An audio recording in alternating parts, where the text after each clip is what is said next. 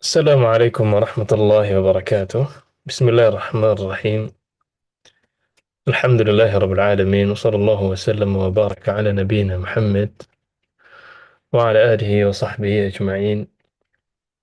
أما بعد، فأسأل الله جل وعلا أن يفقهنا في الدين، وأن يعلمنا ما ينفعنا، وأن ينفعنا بما علمنا، وأن يزيدنا علما نافعا وعملا صالحا، إنه ولي ذلك والقادر عليه.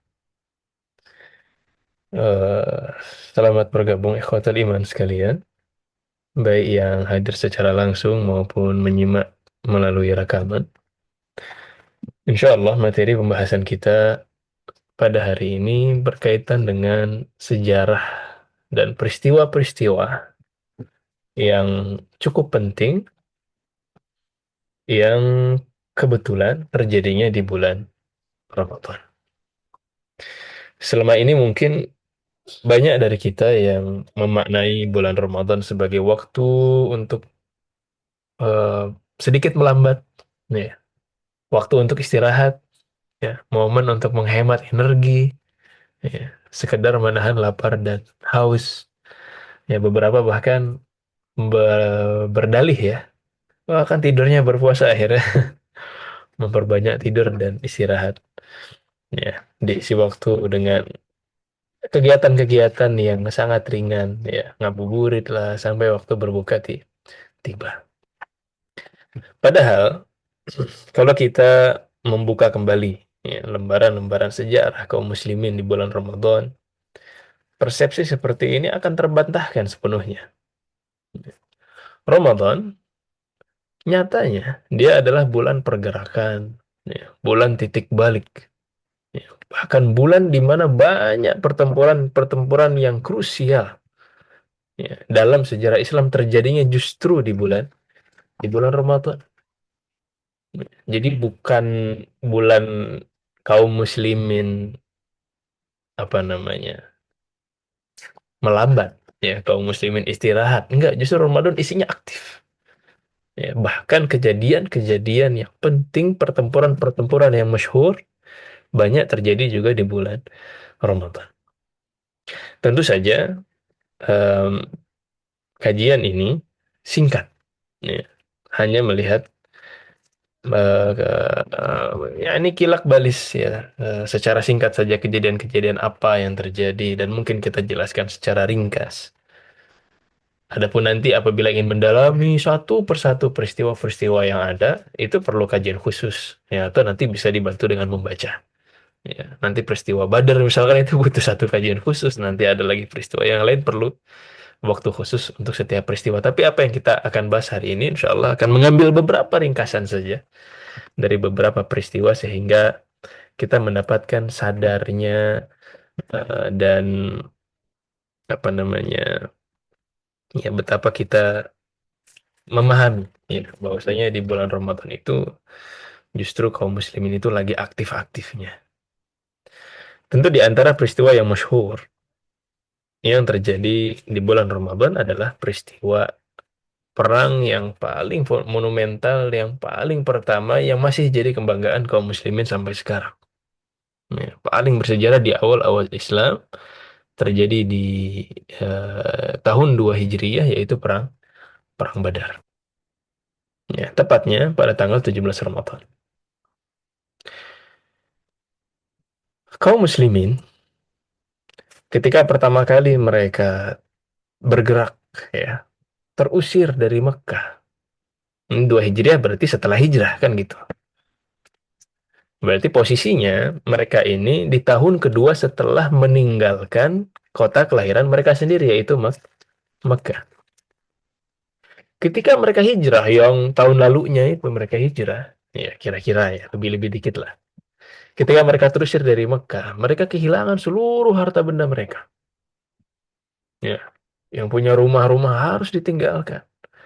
Ya, properti, ya, harta-harta lain yang belum bisa dibawa sekaligus gitu, itu tertahan. Ya, sehingga harta kaum muslimin, ya, terutama kaum muhajirin banyak yang ditinggalkan di Mekah dan otomatis dikuasai oleh suku Quraisy, kaum musyrikin yang masih ada di sana. Sehingga Ya, pertempuran Badar ini bukan pertempuran apa istilahnya untuk mengambil harta kafir Quraisy, ya, membegal harta orang lain, enggak. Ya, tetapi ini dalam rangka untuk mengambil harta mereka sendiri yang ditahan oleh suku suku Quraisy. Ya, dan ini merupakan satu kesempatan. Ya, kita tahu bagaimana suku Quraisy itu rajin berdagang ya. Ya, dan ketika itu kafilah dagang ya Quraisy yang dipimpin oleh Abu Sufyan ya ini membawa nilai harta yang tidak sedikit. Ya, sangat fantastis. Jumlahnya ya, disebut-sebut setara dengan 50.000 dinar. Ya, 50.000 dinar. Ya, satu dinar aja udah berapa? Ya. Mahar itu 50 dinar zaman itu udah ratusan juta zaman sekarang. Ya, sekarang 50.000 dinar itu ratusan miliar sampai triliunan bahkan ya tergantung harga emas kan. Ya, tapi ya ini ya, jadi sangat besar sekali. Ya, sangat besar sekali harta yang dibawa oleh kafilah dagang suku Quraisy tersebut. Tentu untuk Badar kita nggak lama-lama. Insya Allah ini masyhur. Ya. Kemudian bagaimana ketika itu ya, kesempatan ini dimanfaatkan oleh kaum muslimin yang jumlahnya sangat sedikit. Ya, jumlahnya sangat sangat sedikit. Ya, 313 kaum muslimin ya, melawan 1.000 suku Quraisy. Ya tentu panjang ya nanti ada dari suku Quraisy yang datang ke Mekah yang memanggil para suku Quraisy yang lain, ayo selamatkan harta kita yang akan diambil ke muslimin. Tapi detailnya tidak akan kita bahas di sini.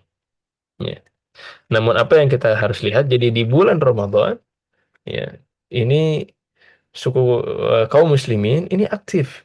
Ya, jadi ketika bulan Ramadan bukan santai di Madinah, ya, kemudian tidur, kemudian ngaji aja di kamar. Nanti deh perangnya bulan Syawal kan gitu pikiran kita.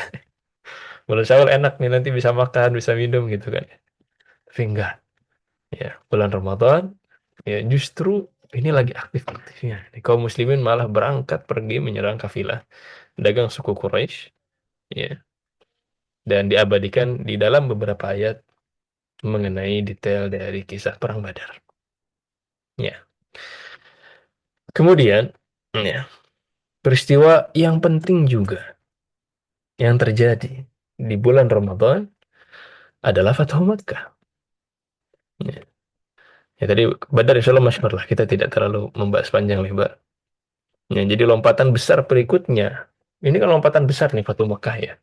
Bagaimana dia itu menjadi titik balik ya kemenangan kaum muslimin yang terjadi di tahun ke-8 Hijriah.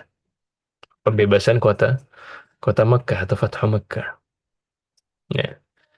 Sebelumnya tentu ya di tahun 6 Hijriah ya sekitar itu ada semacam perjanjian damai ya, perjanjian Hudaybiyah. Perjanjian ini antara suku Quraisy dengan kaum muslimin ya. Namun perjanjian ini juga mencakup kepada sekutu-sekutunya. Ya, di antara Bani yang masyhur menjadi sekutu dari suku Quraisy adalah Bani Bakar. Bani Bakar. Ya, kemudian yang menjadi sekutu kaum muslimin juga di sana ada Bani Khuza'ah. Nah, jadi kalau Bani Khuza'ah ini ternyata perang juga, ya diserbu sama Bani Bakar, ya ini udah atas nama musyrikin melawan kaum muslimin. Ya. Dan di antara Bani Khuza'ah banyak yang sudah masuk Islam. Ya. Namun ketika itu apa yang terjadi? Bani Bakar yang merupakan sekutu dari Quraisy, ya, mereka menyerang sekutu kaum muslimin Bani Khuza'ah. Jadi mereka duluan. Ya. Bahkan penyerangannya di tanah suci. Ya, disebut-sebut sampai ke Baitul Haram. Maka ketika diserang dengan sebegitu hebatnya, ini merupakan pelanggaran besar. Ya, yang bahkan eh, banyak dari suku Quraisy juga nggak terima ini bahaya ini kita sudah mau bisa jadi perang besar dengan kaum kaum muslimin. Ya, ya memang di antara Bani Bakar dan Bani Khuza'ah ada permusuhan dendam lama begitu ya. Ya, namun ketika Hudaybiyah berlaku ini kan harusnya masing-masing menahan menahan diri. Ya. Namun di sini ya Bani Bakar menyerang Bani Khuza'ah ketika mereka berada di sumber air awalnya kemudian terjadilah apa yang terjadi di Tanah Haram. Ya, namun setelah kejadian itu Ya. Tentu saja Bani Khuza'ah yang merupakan sekutu kaum muslimin mencari perlindungan, ya, mencari pertolongan. Ya, ini kejadiannya kapan? Di bulan Ramadan. Ya. Di antara Bani Khuza'ah ada Amr ibn Sulaim itu menempuh perjalanan luar biasa, melintasi gurun pasir dari Mekah ke Madinah. Ini puasa-puasa nih.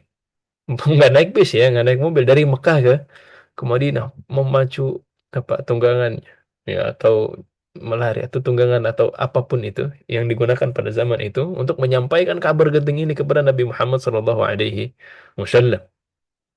ini genting ini bisa perang besar, ya. Dan sampai ke Madinah menyebutkan syair-syair, ya, dengan perlindungan, ya, dengan meminta pertolongan, ya. Dan menanggapi laporan tersebut Nabi SAW segera mempersiapkan pasukan yang besar. Ya, di tahun ini kaum muslimin sudah kuat. Ya, di tahun ini, ya, disebutkan pasukannya itu mencapai 10.000 orang. Ya, cuma Nabi SAW ingin, ya, supaya tidak banyak pertumpahan darah yang terjadi di tanah haram, ingin pakai elemen kejut. Ya, jangan jangan apa namanya? Jangan disampaikan ke suku Quraisy supaya nanti kalau mereka bersiap nanti malah banyak korbannya. Ya, malah banyak korbannya. Ya, Ibnu Salim ini. Ya, kemudian yang apa namanya, rencana tadi, ya, yang tadinya itu sudah ingin direncanakan dengan sangat rahasia. Yaitu Nabi SAW mulai mempersiapkan penaklukan Mekah, ya. Kemudian apa namanya, bahkan di dalam kitab sirah, ya, apa Ibnu Hisham, ya, disebutkan Rasulullah SAW berdoa, ya Allahumma khudil uyuna wal akhbar an Quraisy hatta nabghataha fi biladiha. Ya Allah, tutuplah mata-mata dan berita dari Quraisy agar kami bisa mengejutkan mereka di negeri mereka sendiri. Nah, namun di antara upaya, ya, untuk merahasiakan rencana ini ada surat yang ditulis oleh seorang sahabat yang bernama Hatib ibn Abi Balta'ah, dan kisah ini juga diabadikan di salah satu surat. Ya, menjelang penaklukan Mekah, Hatib ibn Abi Balta'ah mengirim surat secara diam-diam, ya, kepada penduduk penduduk Mekah. Ya, di mana di dalam isi suratnya adalah pemberitahuan bahwasanya Rasulullah SAW akan bergerak menuju kota tersebut, dan surat tersebut dititipkan melalui seorang wanita. Ali bin Abi Thalib dan juga seorang sahabat satu lagi, ya, disebutkan ada Zubair, ya, atau Al-Miqdad, ya, itu diperintahkan oleh Nabi SAW untuk mengejar wanita tersebut. Wah, ini wahyu dari langit, kata Ali bin Abi Thalib. Ya, pergilah kalian ke Utkah. Ya, di sana ada seorang wanita yang membawa surat. Ambil surat itu darinya. Dikejar sama Ali bin Abi Thalib dan seorang sahabat yang lain. Ya, kemudian ketemu wanitanya. Masya Allah, sesuai dengan sabda Nabi SAW dan perintah Nabi. Ada wanita tersebut. Sudah yakin, keluarkan surat itu. Perintahnya Ali bin Abi Thalib. Namun sang wanita membantah, aku nggak bawa surat. Ya, ya. Kemudian ditegaskan lagi, keluarkan. Oh, ini Nabi SAW nggak mungkin salah. Dikeluarkan atau kami geledah. Ya, sebutkan sampai telanjang. Ya, akhirnya wanita tersebut pun mengeluarkan surat tersebut dari untayan rambutnya, ya, dari sanggul rambutnya. Dan benar suratnya ada dan dibawa kepada Rasulullah SAW. Ketika sampai, ya, surat tersebut kepada Rasulullah SAW, Rasul bertanya langsung sama Hatib, ya Hatib, ma hadza? Wahai Hatib, apa maksud semua ini? Ya, Hatib ini seorang sahabat yang mulia. Ya. Ketika kejadian tersebut, itu sudah Umar bin Khattab sudah murka. Ya, ini sudah ingin menebas kepalanya, ya. Sudah ingin dipenggal lehernya. Ya. Namun di apa dilindungi sama Nabi SAW. Ini Hatib ini adalah salah seorang yang hadir ketika perang Badar. Ya, ya, kalau apa namanya, kaum muslimin yang hadir pada perang Badar itu sudah dijamin, ya, keimanannya, dijamin kebaikannya. Nah, innahu qad syahida Badr wa ma yudrika la'alla Allah attala'a ila ahli Badr faqala ya'malu ala i'malu ma syi'tum faqad ghafartu lakum. Yani apa namanya? Ini Hatib ini adalah salah satu peserta Badar. Wa ma yudrik, tahukah kamu boleh jadi Allah telah memandang para pejuang Badar lalu berfirman, "I'malu ma syi'tum." Lakukan apa yang kalian kehendaki. Sungguh aku telah mengampuni kalian. Ya, ya. Akhirnya dijelaskan ya Al-Hatib Ibn Abi Balta'ah dengan jujur. Ya. Wahai Rasulullah, jangan tergesa-gesa menghukumku. Hatib ini tidak mengirimkan surat itu sebagai wala kepada suku Quraisy. Artinya bukan ingin mendukung Quraisy lawan Islam. Enggak. Ya, hanya saja banyak di antara sahabat yang meninggalkan Mekah, mereka itu punya keluarga-keluarga yang kuat. Ya, ketika terjadi Fatu Mekah, mereka mampulah ya melindungi klannya sendiri. Ya. Namun, ya, Hatib ibn Abi Balta'ah bukan orang Quraisy, ya. Keluarganya yang di Mekah pun nggak punya pelindung, ya. Bukan suku yang besar, berbeda dengan para sahabat. Nah, Hatib hanya ingin mengirim surat ini ya untuk menjaga hubungan dengan suku Quraisy supaya keluarganya tidak ditindas. Bukan karena beliau murtad dari Islam ya, atau rela dengan kekufuran, enggak. Ya, dan Hatib pun yakin kalau terjadi Fatu Makkah pasti yang menang kaum muslimin. Tapi tetap apa yang dilakukan ini keliru. Ya, ini spionase berbahaya. Ya. Dan tak lama setelah kejadian itu Allah menurunkan ayat ya ayyuhalladzina amanu la tattakhidhu aduwwi wa aduwwakum awliya tulquna ilaihim bil mawaddah laqad kafaru bima ja'akum minal haqq. Wahai orang-orang yang beriman, janganlah kamu menjadikan musuhku dan musuhmu sebagai teman setia yang kamu sampaikan kepada mereka berita-berita. Ya, karena rasa kasih sayang padahal sungguh mereka telah ingkar kepada kebenaran yang telah datang. Ya. Maka ya, Nabi SAW bersabda, ia telah berkata jujur, ya, membenarkan ya, perkataan dari Hatib bin Abi Balta'ah. Ya, namun tadi ya terjadi Umar apa, ingin memenggal dan adrib unuqa hadzal munafik, biarkan saya memenggal leher orang munafik ini. Ya, kemudian Rasulullah SAW menjawab tadi apa namanya, Hatib ini termasuk dari ahli Badar.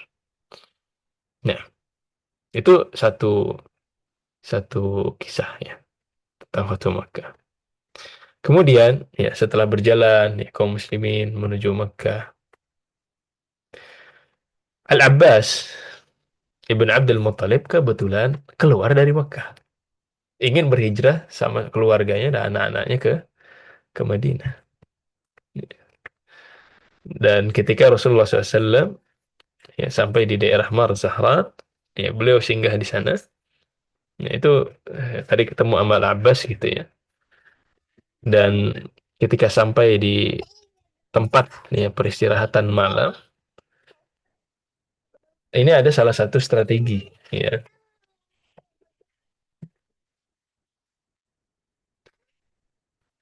Ya, ada salah satu strategi cerdasnya dari Nabi SAW supaya untuk melancarkan perang psikologi dulu. Ya. Jadi dibikin takut dulu, musuh itu dibikin dibikin takut dulu. Ya, akhirnya sampai di sana, malah biasanya kan kalau pasukan datang itu ya, mereka bikin api unggun besar gitu ya. Tapi ini enggak, Rasulullah SAW menyuruh setiap orang bikin api unggun sendiri. Ya, bikin api unggun sendiri. Nah, jadi kalau ada 10.000 pasukan itu nanti ada 10.000 api-api yang kecil. Jadi seolah-olah pasukannya sangat banyak sekali. Ya, ini bikin orang yang melihat dari Mekah itu, wah ini banyak banget pasukannya. Udah udah takut duluan. Ya. Kemudian ya Al-Abbas ya, Ibn Abdul Muttalib ya, juga mencari-cari ya, orang-orang di Mekah, menyusuri apa namanya, siapa yang bisalah dijamin keamanannya. Ya, Abu Sufyan juga udah melihat itu si api unggun dari jauh, ini banyak sekali api unggunnya. Ya, kemudian ada Hakim ibn Hizam, ada Budail ibn Warqah. Ya, mereka melihat itu semua. Ya. Dan ketika melihat pasukan besar kaum muslimin, mereka udah ketakutan sudah. Ya, sudah ketakutan. Ya. Kemudian, ya, yang unik di sini ada kisah di mana Abu Sufyan dibawa sama Al-Abbas ibn Abdul Muttalib untuk datang menemui Rasulullah SAW supaya dijaga keamanannya. Ya, dijaga keamanannya. Ya, di situ ya ada kisah ya Abu Sufyan ditunggang di apa berada di tunggangannya Al Abbas ya, di atas bighalnya Nabi Shallallahu Alaihi Wasallam. Jadi kan banyak tuh tadi apinya ini malam-malam nggak kelihatan orang ini kan. Wah, ketika melewati satu satu orang, oh siapa ini? Oh ini bighalnya Nabi SAW. Oh ini Al Abbas aman gitu ya.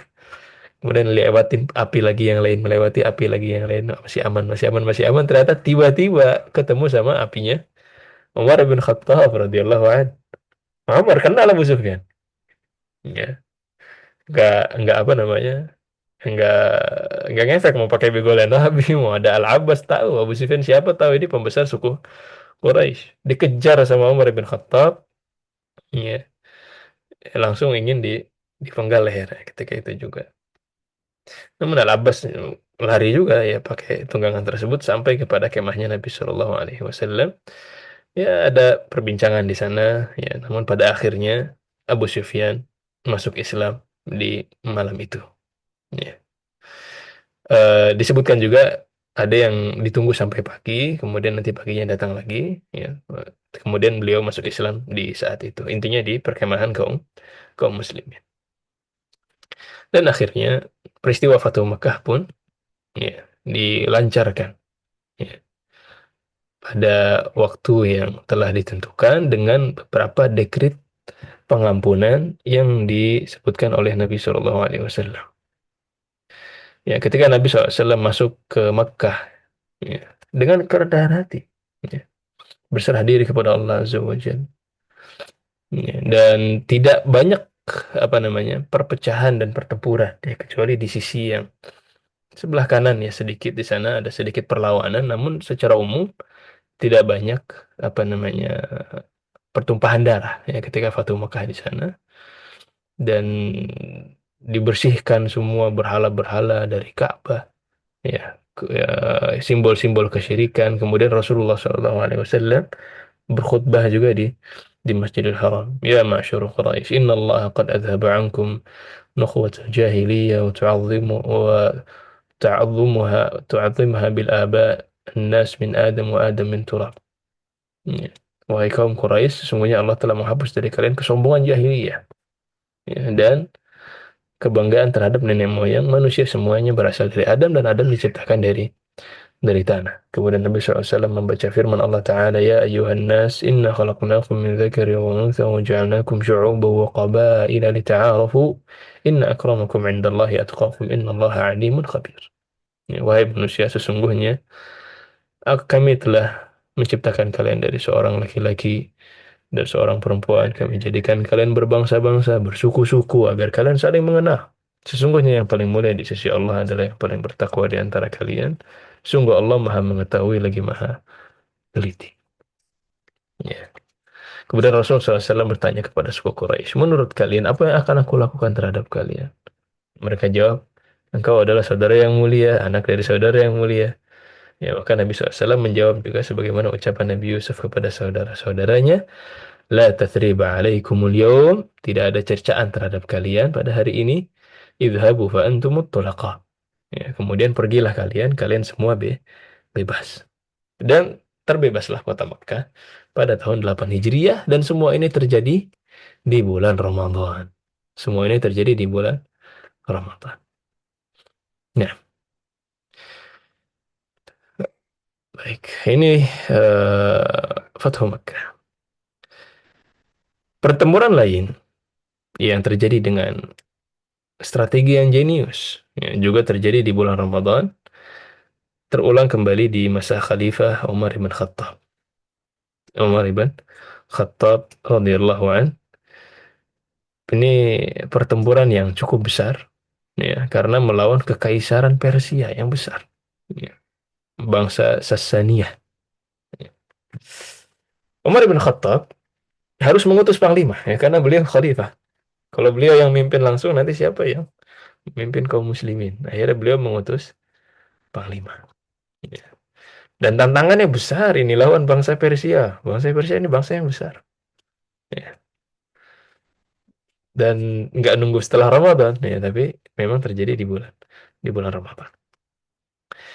Disebutkan ya pasukan Persia itu jumlahnya 200.000 ya. Dan di antaranya ada keputusan yang kontroversial yang dilakukan oleh Umar bin Khattab, di mana beliau mencopot panglima perangnya yang legendaris, nggak pernah kalah.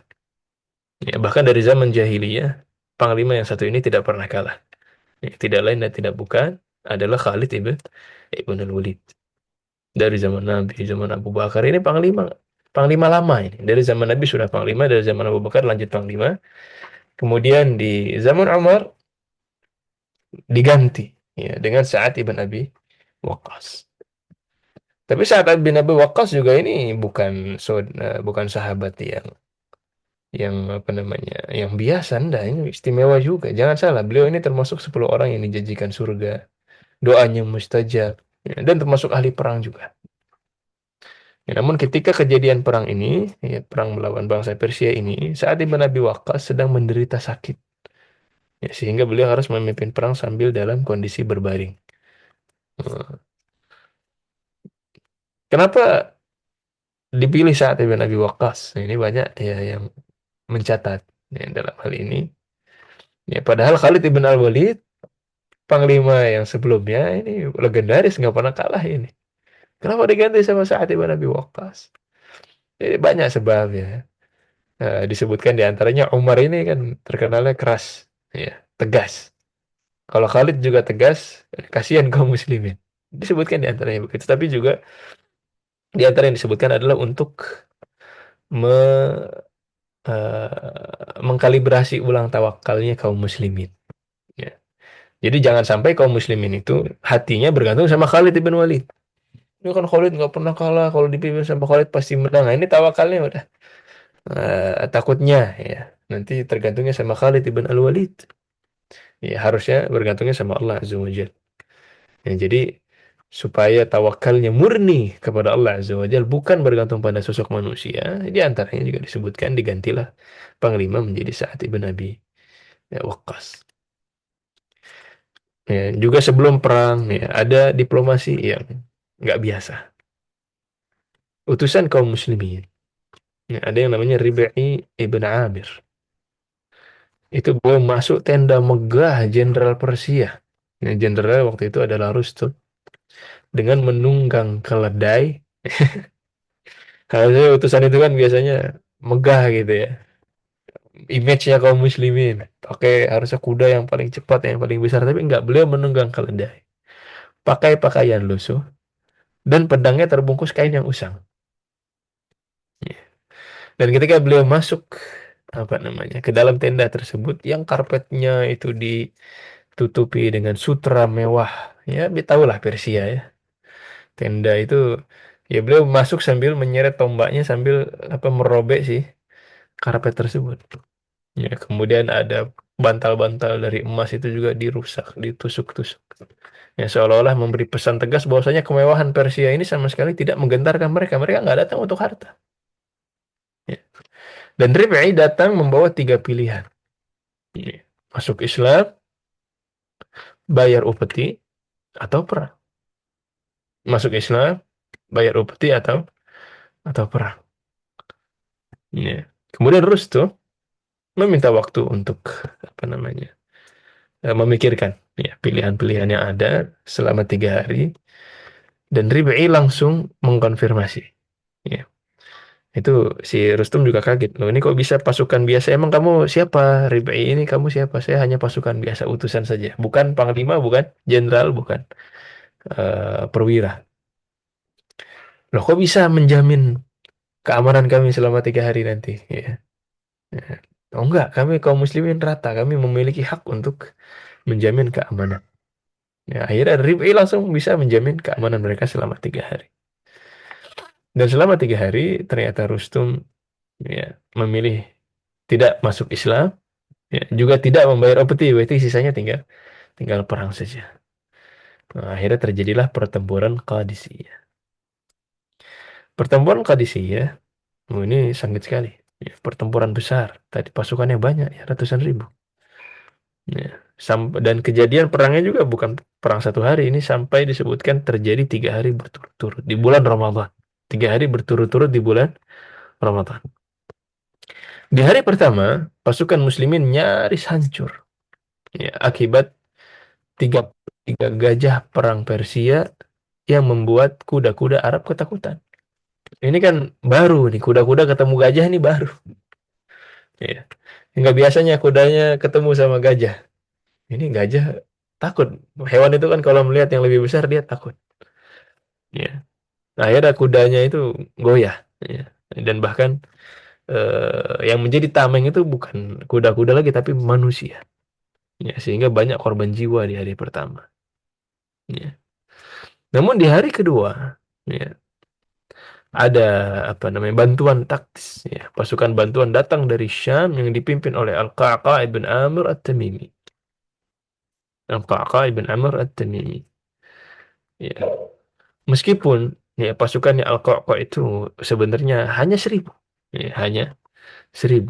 Ya. Tapi Al-Qa'qa' memecah si kelompok-kelompoknya pasukan dia ini menjadi kelompok-kelompok kecil yang datang bergantian dari kejauhan tanpa berhenti. Jadi kalau debunya itu nggak habis-habis ya istilahnya datangnya kecil-kecil tuh debunya nggak habis-habis. Jadi seolah-olah kalau dari jauh, wah ini bala bantuannya banyak sekali, mungkin sampai ratusan ribu ini. Ya, jadi Persianya juga khawatir nih perang psikologis lagi. Ya, ya.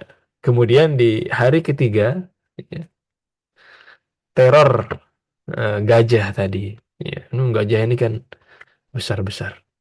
Ini gimana caranya kita bisa mengakali gajahnya Persia ini sangat mengganggu, ya, sangat mengganggu.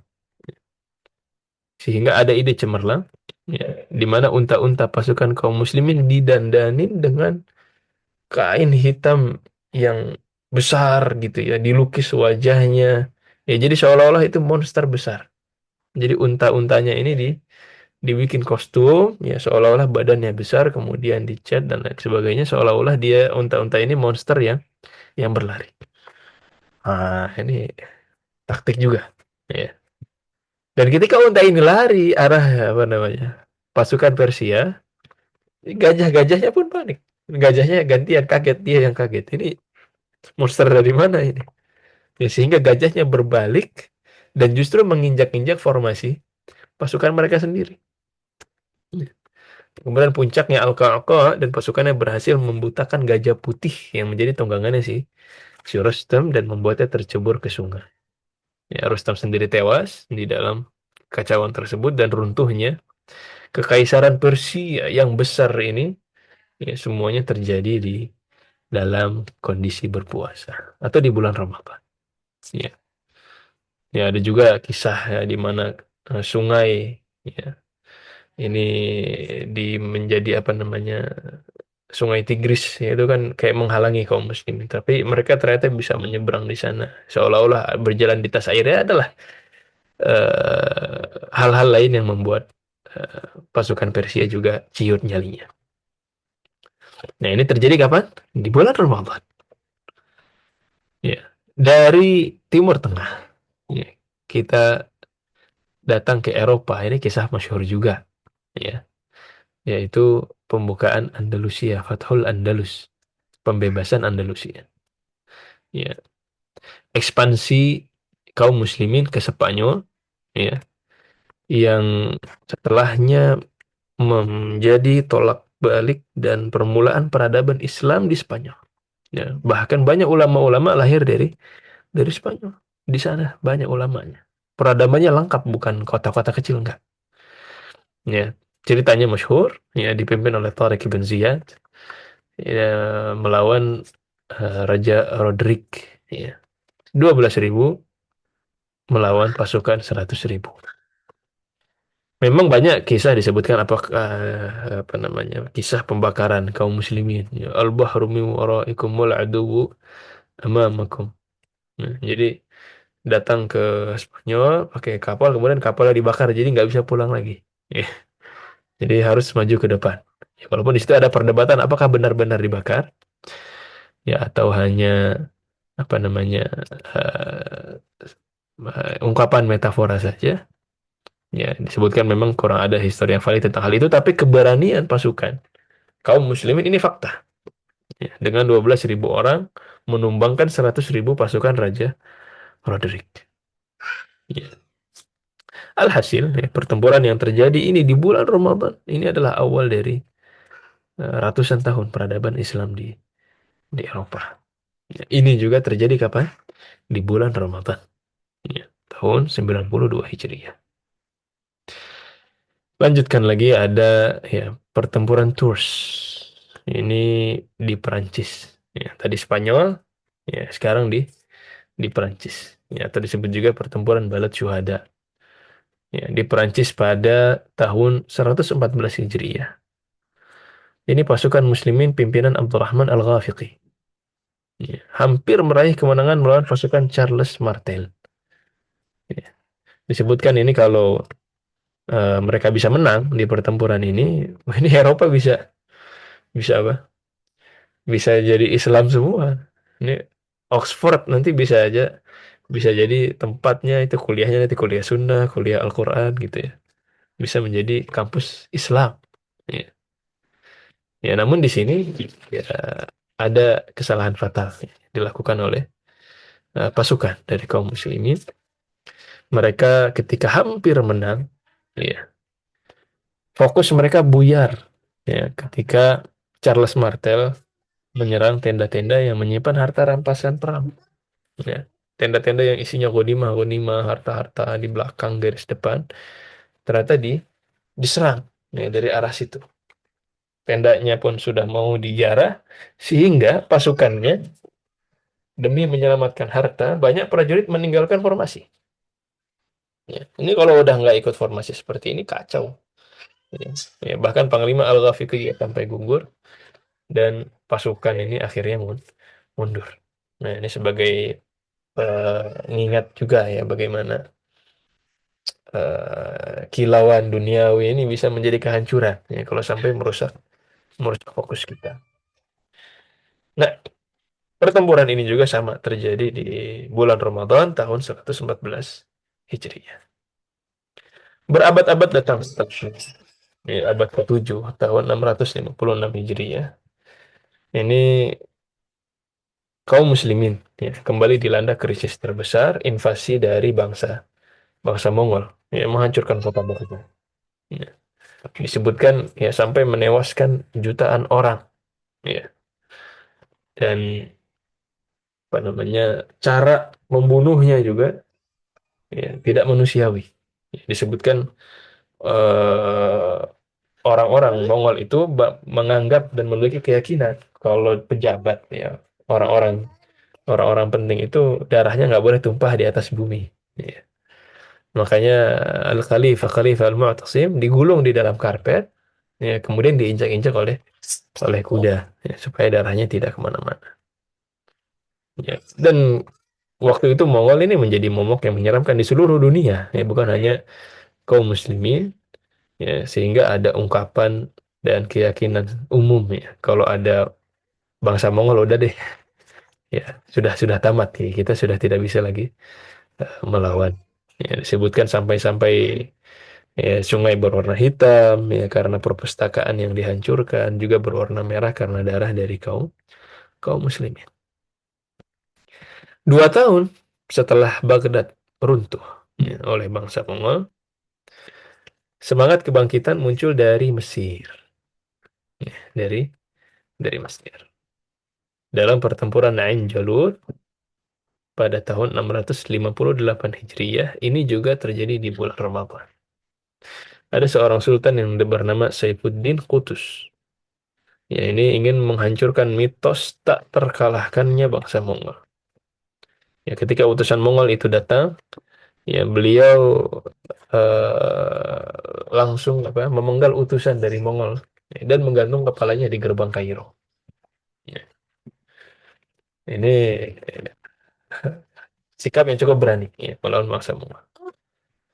Kemudian dia pakai taktik juga ya, pakai taktik juga di medan tempur. Ya, Panglima Baybars memancing pasukan Mongol dengan taktik mundur. Ya, jadi dijebak di lembah, ya, di lembah apa namanya Ain Jalut. Namun saat pasukan muslimin nyaris kalah, nah ini Sultan ya, Kutus melepas helmnya, memacu kuda ke tengah pertempuran sambil teriak, ya Islam, wah Islamah, wahai Islam, wahai Islam. Wah, teriakan itu membakar semangat pasukan. "Oh, ini sultan, ini presiden kita ini." Ya, akhirnya membakar semangat pasukan Islam dan kalah ya. Kekalahan militer besar pertama Kekaisaran Mongol dalam sejarah itu lawan kaum muslimin. Ya, jadi sekaligus menghancurkan mitos bahwasanya Mongol tak terkalahkan. Ya. Sehingga terselamatkanlah Mesir, Makkah, Madinah dari kehancuran total dari bangsa Mongol. Ikhwatul iman, semangat juang di bulan Ramadan bahkan berlanjut sampai era modern. Ya, tepatnya pada tahun 1973 Masehi. Ya. Ini ada perang yang terjadi di bulan Ramadan atau dikenal juga dengan Perang Yom Kippur. Jadi Yom Kippur ini salah satu hari suci ya bagi bangsa Yahudi dan Islam waktu itu juga di bulan yang suci yaitu bulan bulan Ramadan. Tentu ini perangnya berkali-kali ya, perang antara Arab dan Israel. Ya, udah perang di tahun 67, kemudian perang berkali-kali perang sampai tahun 1973 ini posisinya ketika itu dataran tinggi Golan yaitu berada di kawasannya sudah masuk dalam teritorialnya negara ya penjajah Israel. Kemudian di barat ya mereka itu sudah sampai juga ke lembah Sinai. Nah, jadi terusan Suez itu sekarang kan Mesir ya kalau di map. Di tahun itu sebelum perang Yom Kippur itu terusan Suez itu dikuasainya sama Israel. Jadi di dindingnya di situlah. Ya. Jadi lembah apa namanya dataran Sharm Sheikh ya semuanya itu menjadi kawasan Israel. Dan pada Ramadan tersebut ya pada perang Yom Kippur ya negara-negara Arab bersatu ya, mematahkan bahwa Israel tidak terkalahkan karena sebelum-sebelumnya sudah kalah berkali-kali. Ya, dan taktik ya brilian digunakan untuk menerobos garis Bar-Lev. Ya, jadi di terusan Suez itu Israel membangun dinding yang sangat tinggi, ya, sekitar 7 meter. Ya, ditembak, di roket, ya nggak hancur-hancur. Ya. Pasirnya raksasa. Ya, namun militer Mesir menggunakan pompa air ya, bertekanan yang tinggi untuk meluluhkan benteng pasir tersebut. Ya, sehingga membuka jalan bagi tank dan infanteri. Jadi mulai masuk dari arah barat pasukan Mesir. Di saat yang bersamaan di bagian timur dataran tinggi Golan, pasukan Suriah juga masuk. Ya, melawan pasukan Israel di sana dan mendapatkan dataran tinggi Golan. Ya. Cuman Amerika juga tidak tinggal diam, pasti ingin membantu Israel, ya, sekutunya di sana dan juga negara-negara Barat. Ya, namun negara Arab yang lain juga nggak mau tinggal diam. Bantuan datang lagi, ya Irak membantu Suriah, kemudian Arab Saudi juga sama. Ya, Arab Saudi mengembargo minyak, ya mengancam negara-negara Barat yang membantu Israel diembargo minyak oleh Raja Faisal ketika itu. Ya, sehingga ekonomi dunia sampai sampai guncang, ya sampai guncang. Ya, melipat gandakan harganya ditekanlah Barat itu ya. Ya, alhasil pada akhirnya eh, kalau perang Yom Kippur spesifiknya positif, ya, karena si negara Mesir mendapatkan kembali dataran Sinai dan Suriah juga mendapatkan dataran tinggi Golan. Ya. Ya, semua ini terjadi di bulan Ramadan. Ya, jadi dari perang Badar, ya, kemudian perang apa di zaman Khulafa Ur-Rasyidin, kemudian di zaman khilafah-khilafah berikutnya, kemudian di zaman Spanyol, di zaman Perancis, bahkan sampai zaman sekarang, sejarah membuktikan bahwa Ramadan ini bukanlah bulan untuk bermalas-malasan. Ya, jadi ini adalah bulan aksi, ya, bulan strategi, bulan pengorbanan, bulan ketahanan mental tingkat tinggi. Maka jika mereka yang zaman dahulu itu mampu merencanakan strategi kompleks, ya, di antaranya di zaman dulu tadi ada yang lari ratusan kilometer, menembus batas fisik di tengah rasa lapar dahaga. Ya. Lalu apa yang membatasi kita untuk tetap aktif dan melakukan aktivitas positif di era modern? Ini pertanyaan yang patut kita eh, renungi bersama. Ya. Maka Ramadan ini, ya, Nah, ini bukan alasan kita untuk bermalas-malasan, bukan alasan kita untuk tidur, ya, bukan alasan kita untuk membuang-buang waktu. Ya, kita jadikan bersama bulan Ramadan ini sebagai titik balik, ya, bukan bulan untuk hibernasi. Ya, ini adalah bulan untuk membuat sejarah. Semoga bermanfaat apa yang kita bahas pada pagi atau sore atau siang ya waktu Indonesia. Hada wa sallallahu wasallam ala nabiyina Muhammad wa ala alihi wa sahbihi ajma'in. Ada yang mau didiskusikan sebelum kita akhiri?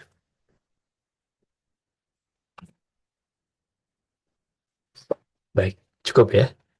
Subhanakallahumma wa bihamdik, asyhadu an la ilaha illa anta, astaghfiruka wa atubu ilaik. Assalamualaikum warahmatullahi wabarakatuh. Waalaikumsalam warahmatullahi wabarakatuh.